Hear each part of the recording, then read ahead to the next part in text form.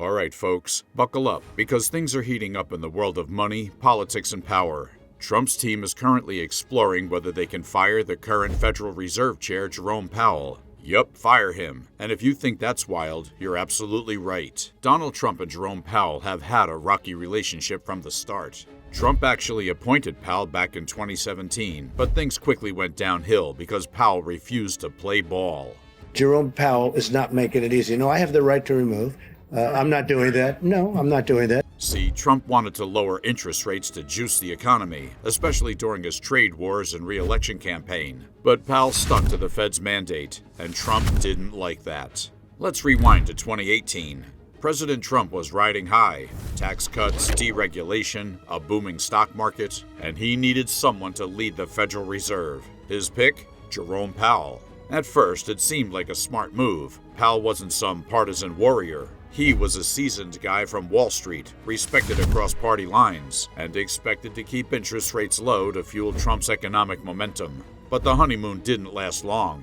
As inflation fears started creeping in and the economy showed signs of overheating, Powell did what the Fed is supposed to do: raise interest rates. He prioritized the long-term health of the economy over short-term political wins. Trump completely hated that. Completely. He wanted low rates to keep growth strong, especially as his trade war with China was starting to bite. Lower rates make borrowing cheaper, spending easier, and stocks climb higher. But Powell wouldn't budge just to please the president. That's when things turned sour. Trump began criticizing Powell publicly, relentlessly. He said the Fed was going loco and that Powell didn't know what he was doing. It was one of the first major public spats between a sitting president and a Fed chair, and it wouldn't be the last. Fed is making a mistake. They're so tight. I think the Fed has gone crazy. All right, let's talk about the drama. Because when Trump disagrees with someone, especially someone in power, he doesn't keep it behind closed doors. And when it came to Jerome Powell and the Federal Reserve, he took the fight public and made it personal. After Powell raised the interest rates in 2018 and into 2019 to counter rising inflation and cool down an overheating economy, Trump absolutely lost it. He didn't just voice concern, he launched a Twitter war. He tweeted that the Fed had gone crazy. He said Powell was clueless, out of control. He even asked at one point, who is our bigger enemy, Jay Powell or Chairman Xi? He tweeted about Jerome Powell, his own nominee, who is now chairman of the Fed. In the middle of a delicate trade standoff with China, the President of the United States publicly questioned whether his own Fed chair was more dangerous than the leader of an economic rival. This wasn't your average political disagreement. It was a presidential tirade, and it had real consequences. Every tweet Trump fired off about interest rates sent ripples and shockwaves through the markets. Wall Street traders started building Trump tweets into their forecasts. There were actually Bloomberg terminals with Trump tweet trackers, trying to measure the stock market impact of each post. But Powell didn't bite. He kept the Fed focused on its core mandate, keeping inflation under control and employment strong. Even when Trump brought up the idea of demoting Powell or outright firing him, Powell held the line. And that's what really made Trump angry. The man just couldn't control Powell. To be fair, Powell did eventually cut rates later in 2019 and again in early 2020 as global economic conditions worsened. But analysts largely agreed those moves were driven by data, not pressure. As I will explain shortly, we took this step to help keep the U.S. economy strong in the face of some notable developments and to provide insurance against ongoing risks. Still, the damage had been done. Trump's constant attacks had created the impression that the Fed's independence was up for debate, and that was dangerous. Because once the world believes your central bank can be swayed by politics, investor confidence takes a hit. Markets stop seeing decisions as data-driven and start seeing them as politically manipulated. That's when things get messy.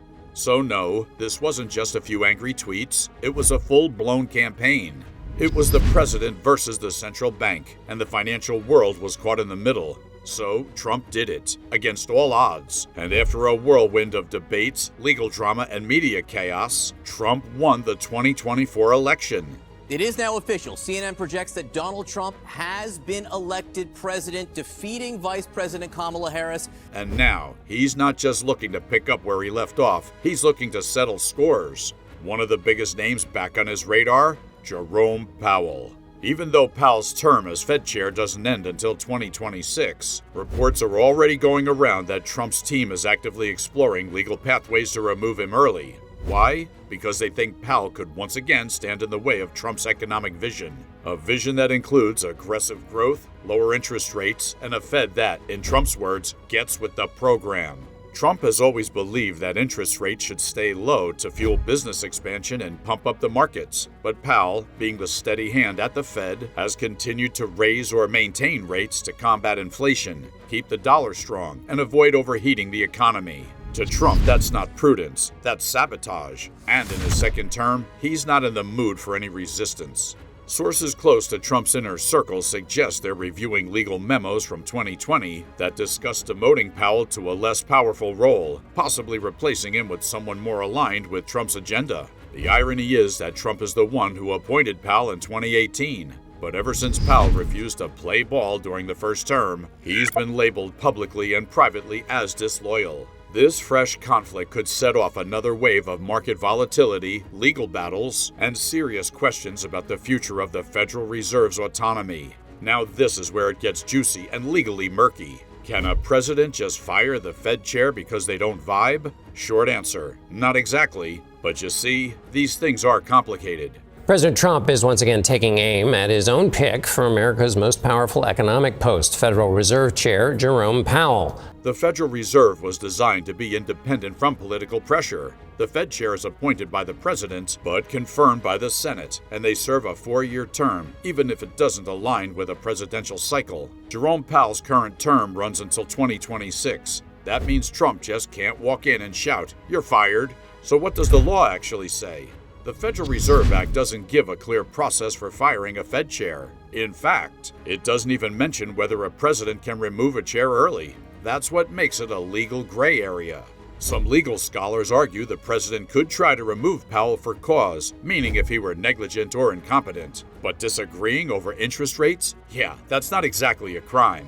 Back in 2020, Trump's team already looked into this. One idea? Demote Powell, strip him of the chair title, but let him stay as a Fed governor. Not illegal, technically, but definitely controversial and probably a PR nightmare. What would happen if Trump tries it again in 2025? There'd likely be lawsuits, big ones. Wall Street would panic, global markets would shake. Investors don't love uncertainty, especially when it's the central bank at stake. And here's the kicker, firing or demoting Powell might backfire politically. It would reignite debates over central bank independence and spark criticism from economists, both left and right. In other words, Trump could try, but whether he should and what happens next could define a huge part of his second term. When Trump speaks, Wall Street listens, sometimes with applause, other times with sweaty palms and sullen faces. Back in his first term, Trump's tweets and off-the-cuff remarks about the Fed and interest rates sent markets on wild roller coaster rides. Remember 2018 and 2019? Just a single Trump tweet slamming Powell for raising rates could rattle the Dow. He once called the Fed's policies crazy, said the man himself was clueless, and at one point even said the central bank was a bigger threat than China. That's not exactly a calming language for investors. To clueless Jay Powell and the Federal Reserve, Germany and many others are playing the game. Fast forward to now. Trump's back. Powell's still at the helm, and tensions are rising. With reports that Trump's team is studying ways to remove Powell, investors are nervous again. Their fear is that Trump will try to pressure the Fed into slashing rates or flooding the economy with cash. While that might sound good short term, it creates instability. Markets hate not knowing what's next. Interest rates influence everything: stocks, mortgages, business loans, the value of the dollar. If the Fed is seen as being manipulated politically, it could erode trust, not just in the U.S. markets, but in the entire global financial system. Right now, the market's playing defense. We're already seeing bond yields react, currency shifts, and Tesla-style volatility creep back in. Not necessarily because of what Trump has done, but because of what he might do. And uncertainty is a sworn enemy of investor confidence. So why does all of this even matter? What's the big deal about Trump wanting more control over the Fed? Well, here's the thing. The Federal Reserve isn't supposed to be a political tool. It was built to act independently, making tough decisions based on data, not the White House. That independence is what gives investors, businesses, and even other countries confidence in the U.S. economy. If that trust is shaken, the whole system starts to wobble. If a sitting president can pressure or potentially remove the Fed chair just for disagreeing with him, it sets a dangerous precedent. Future presidents might think they can bend monetary policy to their will too. That could lead to reckless decisions, printing more money, slashing rates to artificially boost growth, or ignoring inflation altogether. And it doesn't stop at America's borders. Global ripple effects are very real. The US dollar is the world's reserve currency. International markets track every move the Fed makes. If the Fed looks politicized, foreign investors could start pulling back, emerging markets could suffer, and global economy instability could rise. So yeah, it's not just about Trump and Powell. What happens next could echo far beyond Washington. The big question now: will Trump try to pull the trigger, and what happens if he does? Let me know what you think in the comments. Should the Fed chair be fireable by the president, or is that a step too far? And hey, if you enjoyed this breakdown, don't forget to like, subscribe, and hit that notification bell so you don't miss the next video. The story's far from over, and trust me, you'll want front row seats.